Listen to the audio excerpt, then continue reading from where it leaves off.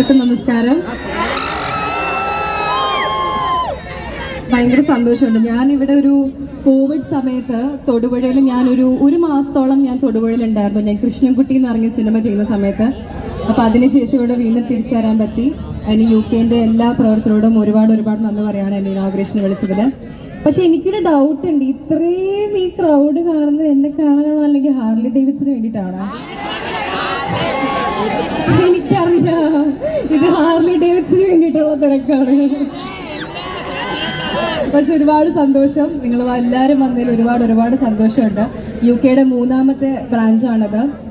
തീർച്ചയായിട്ടും അവരുടെ മൂന്നാമത്തത് ഏറ്റവും വലിയൊരു ഇതായിട്ടാണ് അവർ സ്റ്റാർട്ട് ചെയ്തിരിക്കുന്നത്. തൊടുപുഴയിൽ അങ്ങനെ മെൻസിന് വേണ്ടിയിട്ട് ഡിസൈനറായിട്ട് ചെയ്യുന്ന അധികം സ്ഥലങ്ങളുണ്ടെന്ന് എനിക്ക് തോന്നുന്നില്ല. അപ്പോൾ തീർച്ചയായിട്ടും കല്യാണം അല്ലെങ്കിൽ നിങ്ങളുടെ ലൈഫിൽ എന്ത് നല്ല പരിപാടികൾക്കും വന്ന് ഡിസൈൻ ചെയ്യാനുള്ള ഒരു ഇതാണ് അവർ സ്റ്റാർട്ട് ചെയ്തിരിക്കുന്നത്.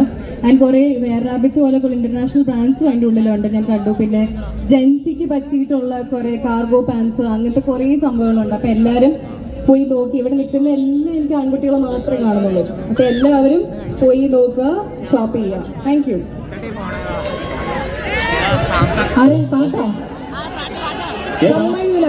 സാനിക്ക് ഏറ്റവും ഇഷ്ടമുള്ളത് പാട്ട് പാടാനല്ല, ഡാൻസിനോടാണ്. സാനിയുടെ ഇഷ്ടം എന്ന് പറയുന്നത് ഡാൻസിനോടാണ്. പാട്ട് പാടുന്നോ സാനിയ? പാട്ട് പാടുന്നോ? ഡാൻസ് ചെയ്യുന്നോ?